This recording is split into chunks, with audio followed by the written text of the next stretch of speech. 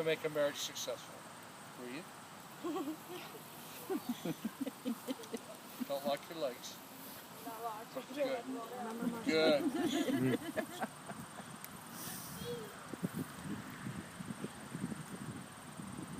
We're here, each of us are here with great intention. It's not by accident that you're here, to be a witness in support of this day. And by your presence, you are indicating your support of this marriage. Kyle and Stacy have come together today in the presence of their family and friends to take a giant step forward in relationship. And I know you guys have been together several years, but you will find as you become married, something shifts. There's just something more. Marriage is more than the joining in bonds of matrimony of two people. It is the uniting of two souls already attuned to each other. The two of you have gotten through the initial formation of a relationship, the great dance of courtship. You remember I asked you if you'd had a fight, and you said yes. And the reason I ask is because you got to know you can get through it, because life's going to be real. It always is. You've gotten through the challenge of building a relationship, the great dance with all the joys and struggles that are always involved.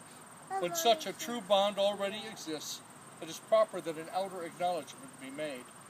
This acknowledgement is the prime object of the ceremony. We are here by your invitation to celebrate with you, to support you, and as witnesses on this day as you celebrate and enter into your marriage. Is it your desire to leave all others behind and enter this day into marriage to each other? That's a yes and a yes. The ideal will come in just a minute. It's all right. At least it was affirmative, so that's the important piece. Like, no, I'm out of here, and she's waiting, right? The relationship between the two of you will keep changing. Realize that you are two separate people, hear this, with different ideas, that you don't belong to each other. You belong with each other. There's a huge difference. By entering into this covenant, you pledge to each other your love and your whole lives. I say offer that which is of most value to the other, your joy, your dreams, your tenderness, your reaching out.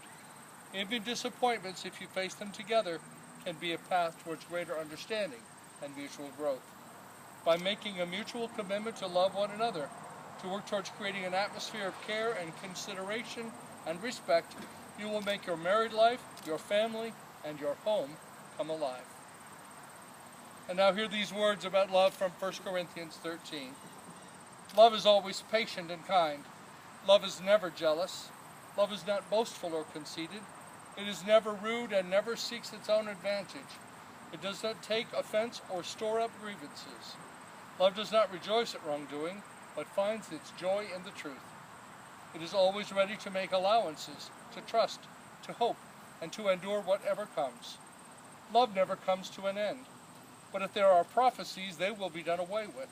If tongues, they will fall silent. And if knowledge, it shall be done away with.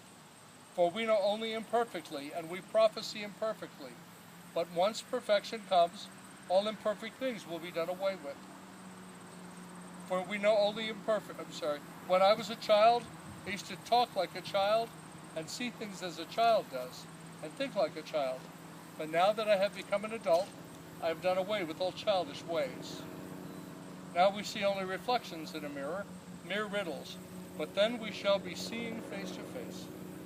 Now I can know only imperfectly, but then I shall know just as fully as I myself am known. As it is, these remain: faith, hope, and love, the three of them, and the greatest of them is love. Remember then that love is the source of your strength. Being together in good times and being together when it's tough. Love is the source of your unity, an understanding so complete you feel as if you're part of the other person. Accepting them just the way they are, not trying to change them to be something else. Stacy, do you like Kyle just as he stands before you? Kyle, do you like Stacy just the way she is? That's a good thing, because you cannot change each other. And I mean that. Lots of times young people think they're going to change the other person. You will not. You can only change yourself with a lot of work, but you just got to accept him, and you got to accept him the way he is. And it's not all perfect, it's not all bad. It's somewhere in the middle. We're a mixture of all of it, right? Love is the source of sharing, giving and taking in a daily situation, being patient with each other's needs and desires. Love is the source of security. Here's the deal. In life, stuff happens. Jobs come and go. Money comes and goes. Cars come and go.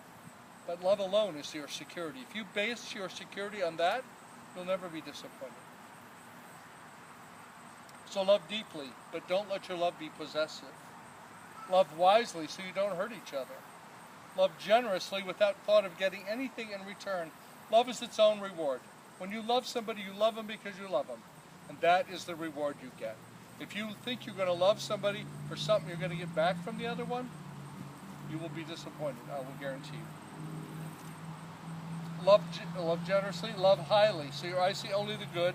By so doing, you will bring harmony and joy into your marriage. I say it this way, we tend to find what we're looking for. If you look for things to gripe about and complain about and be unhappy about, you will find them. If you look for things to be happy about, to be blessed by, to be encouraged by, to love, you will find those too. Be careful what you look for in each other and in your life, for you will surely find it. Look for joy, harmony, peace, and encouragement. Let those be the places that you dwell and focus on. Pray with me.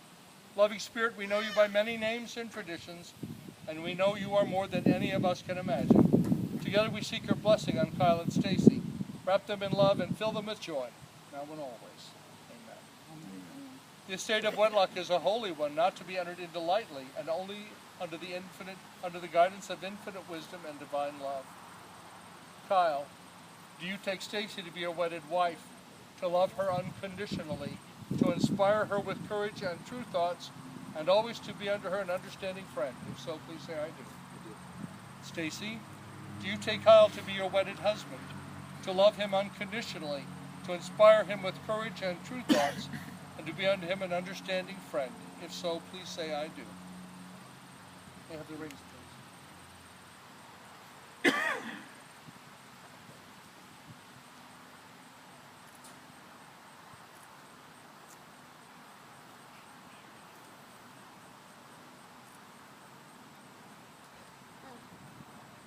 Oh, and I forgot. She's here with us. You know your grandma's here with us. Grandma, right here. Right here. Notice how these rings are beautiful. Beautifully made, beautifully etched. They're circular. No visible beginning or ending. Love has no beginning or ending. It's a continuous circle of eternity. Your love for each other, God's love for all of us, however you understand the divine presence. And notice that they're beautiful rings. But they didn't start out their journey this way. Part of the ore was crusted in rock and had to be mined, crushed, smelted at about 2100 degrees, poured into molds, then pulled out of the molds, polished. Have you noticed how life's been doing that to you? Right? You started out in like crusty rock, it got a little crushed up, melted in the fire. Now life has polished you. That journey will continue. I want you to both understand that. This is really just another beginning for the two of you, at the end of the line. Pray with me. Gracious God, we bless and consecrate these rings, that they might always be outward symbols of the love that exists between Kyle and Stacy. When they see their ring on their own finger or on their partner's hand, that they always remember the vows they took today, and the love that existed between them. Thank you, God. Kyle, as you place this ring on Stacy's finger, please repeat after me. This ring I give you, in token and pledge, of our constant faith, and abiding love. With it, I bestow upon you, all the treasures of my mind and heart. Stacy, as you place this ring on Kyle's finger, please repeat after me.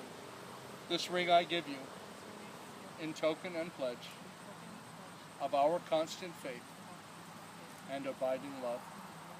With it, I bestow upon you all the treasures of my mind and heart.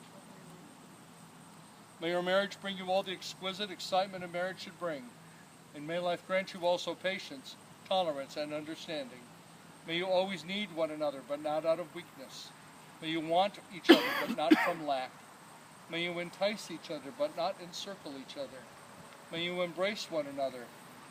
May you look for things to praise and often say, I love you, and take no notice of small faults.